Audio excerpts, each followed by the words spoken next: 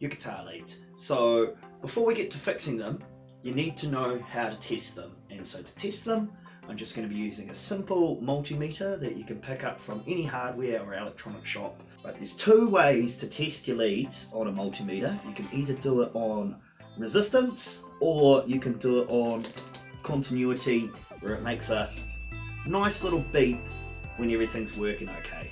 If your multimeter doesn't have continuity on it, you can test using resistance and it won't give you a beep, but see, it's saying 1 at the moment when I've got the leads apart. You want it to say 0, so when you touch the leads together, it should go down to 0, and it's the same thing when you're touching it on your leads.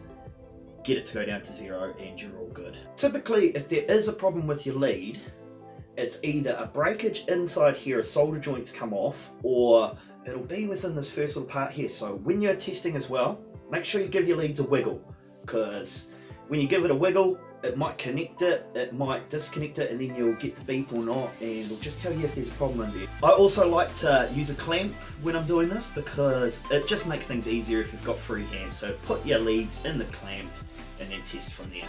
Okay, with a guitar lead, you want to test here and here.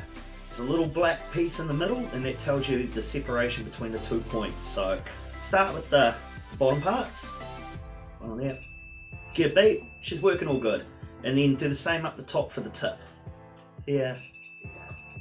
Perfect. Next, I'm testing an XLR lead. They've got 3 points to test this time, but the good thing about XLRs is all your little bits, they're actually numbered 1, 2, 3, so that just makes life simple. So stick one of your leads into number 1, and then test the pin on the other side, number 1.